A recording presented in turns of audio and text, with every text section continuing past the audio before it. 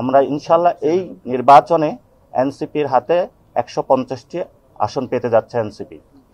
প্রতীকের বিষয়ে আমরা এখন আজকেও বলে আসছি যে আমরা শাপলা, সাদা শাপলা, লাল শাপলা, আমরা যে 3টি প্রতীকের কথা বলেছি সেটা থেকে আমরা সরছি না, আমরা সেই জায়গাতে এখনো আছি।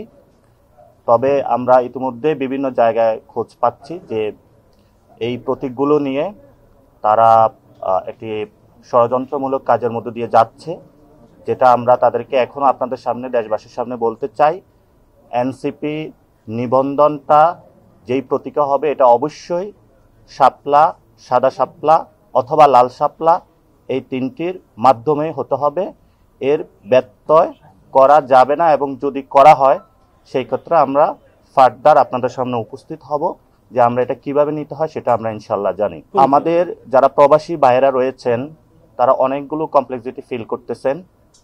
এটা নিয়ে আমরা অলরেডি 2টা রাষ্ট্রে সফর করেছিলাম, আমরা চায়নাতে ছিলাম, আমরা জাপানে ছিলাম। সেখানে প্রবাসী ভাইদের সাথে কথা হয়েছে, সেখানে আমরা অন দ্য ফিল্ডে গিয়ে ভিজিট করে দেখেছি যে তারা কোথায় কোথায় প্রবলেম ফেস করতেছে।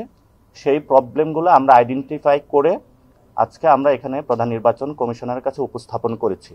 আমরা কিছু আইডিয়া দিয়েছিলাম, তারা সেগুলো বাস্তবায়নের বলেছেন যে পদক্ষেপ নেবেন, যাতে আমাদের যারা প্রবাসী ভাইয়েরা রয়েছেন তারা যাতে এটাতে সুন্দরভাবে ভোটিং প্রসেসে অংশগ্রহণ করতে পারে। 150টি আসনের মতো এনসিপির জয়ী হওয়ার সম্ভাবনা রয়েছে। আমরা সেগুলো নিয়ে ইতিমধ্যেই আমাদের একটি সকল যারা জেলার সমন্বয়কারী প্রধান রয়েছেন আমরা তাদেরকে ঢাকায় ডেকেছিলাম।